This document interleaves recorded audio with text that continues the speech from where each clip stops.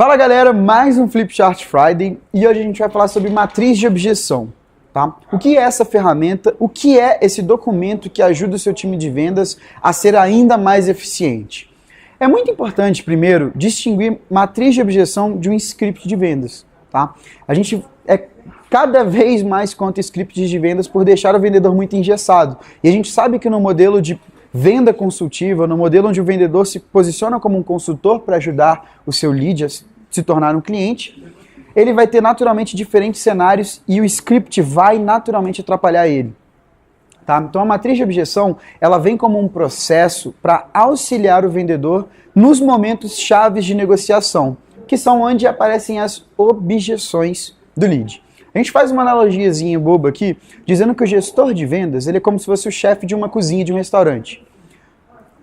Os cozinheiros são como se fossem os vendedores. O chefe, para ele entregar o melhor prato possível para os seus clientes, ele precisa que os cozinheiros cozinhem, desenvolvam as receitas em cima do que está sendo pedido.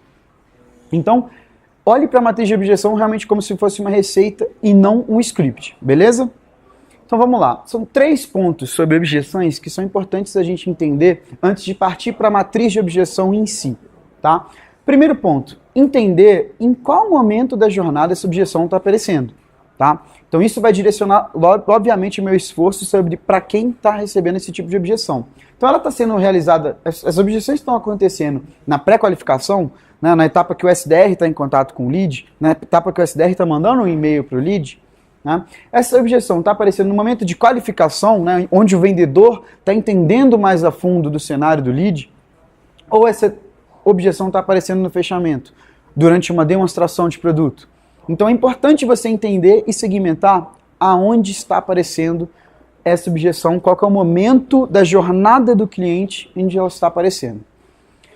Segundo ponto é o tipo de objeção, que eu vou descrever aqui para você com mais detalhe, mas o mais importante desses 3 pontos é o motivo real pelo qual aquela objeção está aparecendo.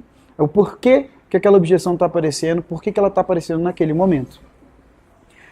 Eu tenho um mentor de vendas que ele sempre me falou o seguinte: não compra a objeção do seu lead logo de cara. Você precisa entender qual que é o motivo real por trás daquela objeção. Né? Hoje, no mercado brasileiro, o brasileiro tende a negociar de maneira muito passiva, então ele é pouco objetivo em termos de negociação.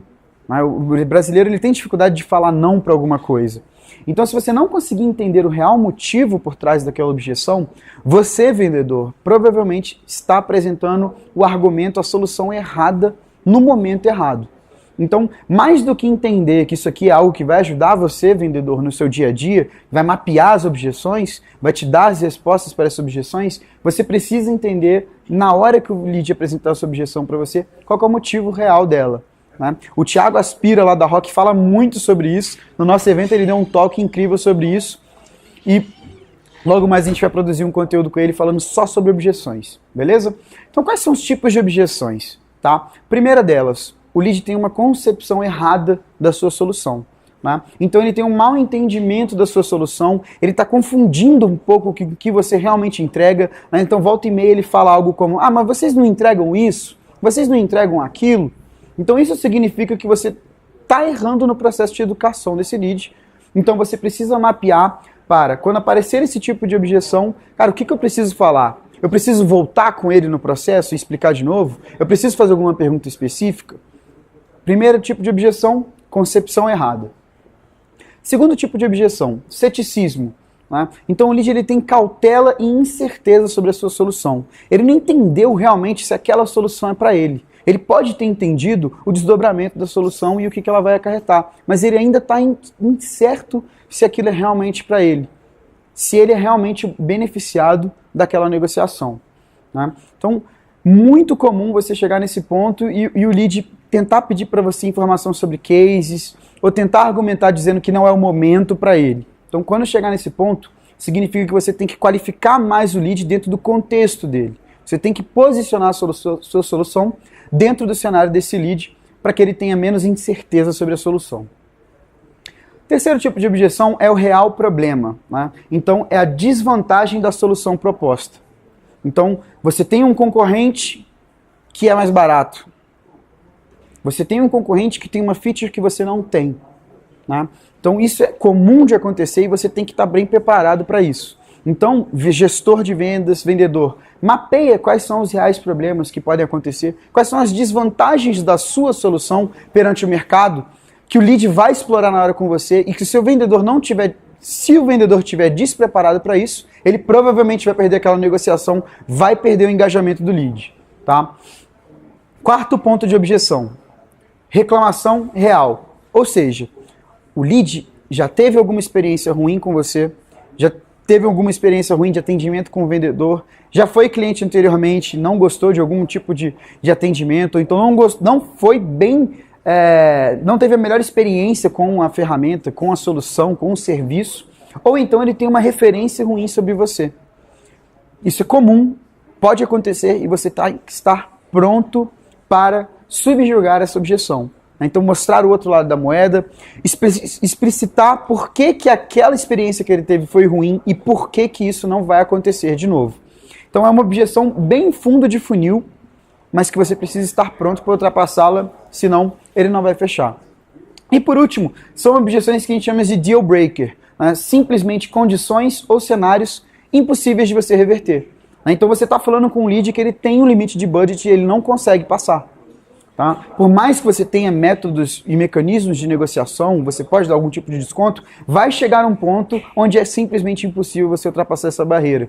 Nesse cenário, você tem que tentar desenhar ou o melhor caminho de experiência possível para ele não se tornar um cliente, mas ainda assim ter contato com a sua marca, voltar mais na frente para retomar e ser efetivamente um cliente, ou já deixar isso bem claro ao longo do seu processo e identificar isso o mais cedo possível para que você não perca o seu tempo com esse lead. Então, quando vocês podem ver, a ordem dessas objeções ela vai crescendo ao longo do engajamento do lead. Tá? Então, é importante você entender aonde que essas objeções estão aparecendo. Você pode ter tipo de concepção errada que aparece na pré-qualificação, que é o mais comum, mas você pode ter um tipo de concepção errada que aparece no fechamento. E isso significa que você, vendedor, errou lá atrás na hora de qualificar o lead e não deveria estar apresentando uma proposta para esse cara. Então isso aqui te dá um norte sobre como você deve gerenciar realmente o seu processo, como você deve entender como está o seu processo de negociação com o lead, tá? Último ponto que é muito interessante, importante você entender isso. De novo, Aspira, um grande mentor nosso, ele fala que existem 4 pontos muito importantes numa negociação, tá? Que são eles: interesse, urgência, credibilidade e valores. Tá? Então o lead ele só vai fechar com você se ele tiver realmente interesse naquela solução. Ou seja, ele tem um problema que você consegue resolver. Tá? Interesse é o ponto inicial para qualquer tipo de negociação. Segundo ponto, urgência. O lead precisa resolver esse problema agora. Tá? Então se você não está mapeando a urgência desse lead, você provavelmente vai ter um ciclo de vendas alongado e não vai conseguir ter o comprometimento do lead certo para ele fechar no tempo que você estima. Depois de urgência, depois de mapear a urgência do seu lead em resolver aquele problema, você precisa garantir que você tem credibilidade, que ele confia na sua solução, ele confia na sua entrega. Você pode ver que algumas das principais objeções estão relacionadas à confiança do lead em você. Que é como você, logicamente, traz essa confiança ao longo de todo o processo, sendo consultivo, sendo efetivo na educação, entendendo realmente o cenário do lead. Né? Mas mais do que isso, mostrando o valor da sua solução, mostrando que você tem case, mostrando que você é a pessoa certa para resolver o problema dele. Tá? Credibilidade é um fator muito importante na hora da venda. E por último, o lead tem que ter uma noção de valores. Né? Ele não pode saber do valor só na última reunião que você fizer com ele para você fechar esse contrato, para você apresentar a proposta. Ele tem que ir progredindo dentro do seu funil de vendas, tendo uma noção de que é um valor, do que são os valores que estão alinhados nessa negociação. Porque senão você vai acabar chegando no cenário de deal breaker, o cara simplesmente não tem budget para te pagar lá na última etapa do seu funil. Você desperdiçou seu tempo e você provavelmente falou para o seu gestor que aquele lead ia fechar e ele realmente não fechou. Isso aqui, pessoal, é a concepção, o método por trás da construção de uma matriz de objeção, mas eu vou facilitar para você.